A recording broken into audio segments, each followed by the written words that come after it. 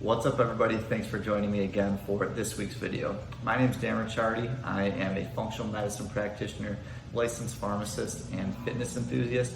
I help clients get rid of bloating, gas, and other unwanted symptoms from conditions such as SIBO and other gut-related issues. Today I'm going to go over a relatively new test, the IBS SMART test. I will discuss what IBS, irritable bowel syndrome, actually is, what the IBS SMART test is and what it measures, what the different results mean, how accurate it is, and finally, who should be taking it. Just as a disclaimer, I have no affiliation with the IBS SMART test or Gemelli Biotech at all. They have not reviewed my statements, nor am I being compensated by Gemelli Biotech for making this video.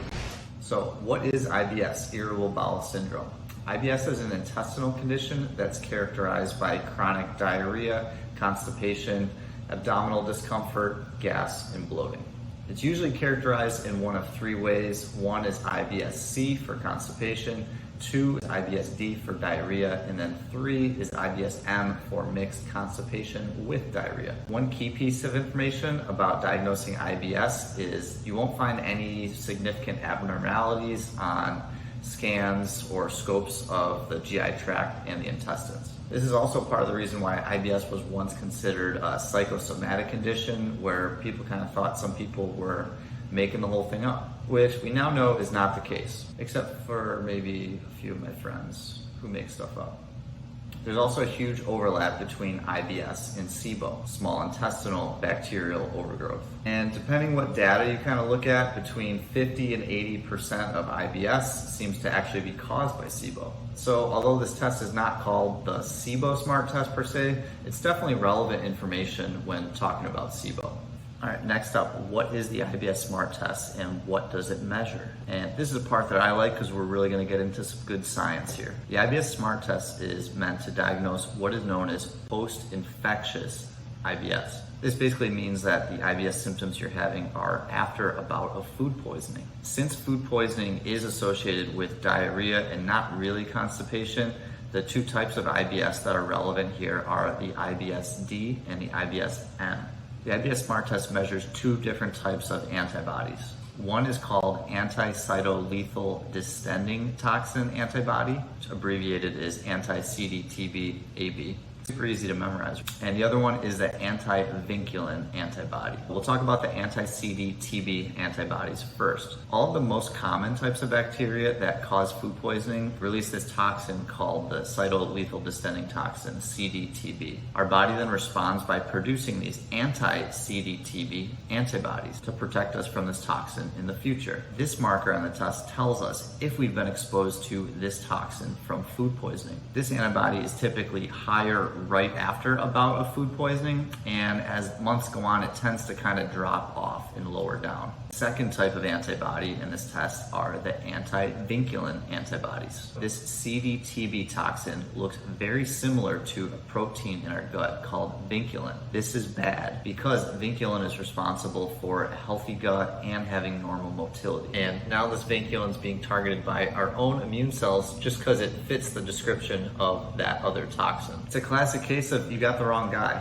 When these anti-vinculin antibodies form, the IBS symptoms can actually become worse. And this is now an autoimmune condition where the gut motility can be damaged for an extended period of time.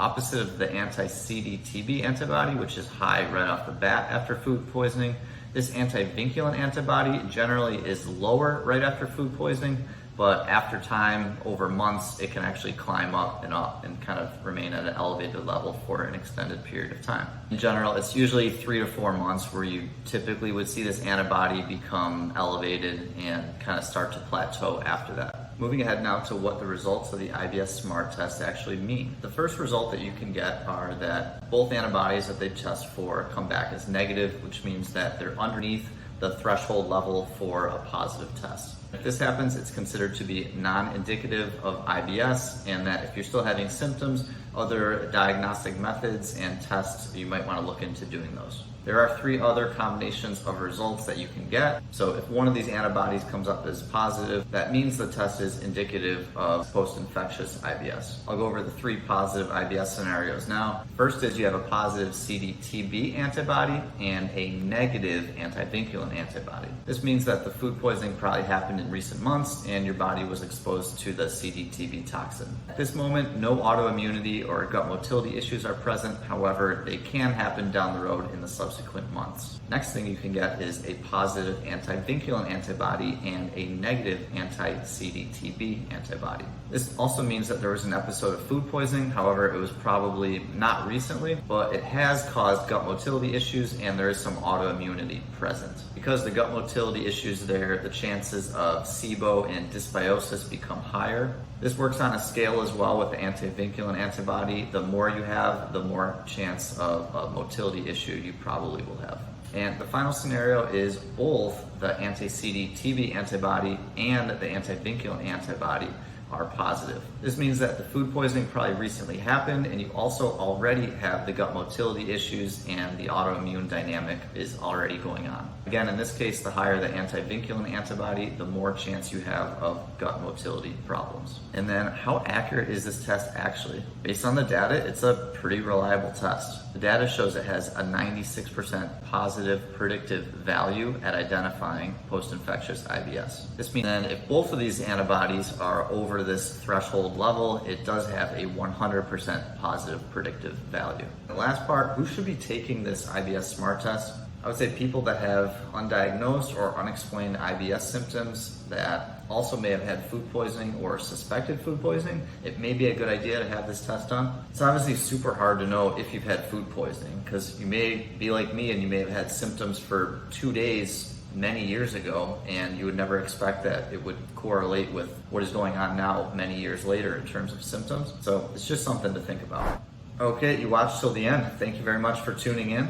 If you enjoyed the video, please like and subscribe to my channel. If you're struggling with annoying symptoms such as excess bloating and gas and want to end it once and for all so you can get back to living the way you want, feeling the way you want, send me a message on my website at drdanielricciardi.com. There's a link in the description as well. That is all. I'll see you next week, Monday, 6 p.m. Central Time. Take care.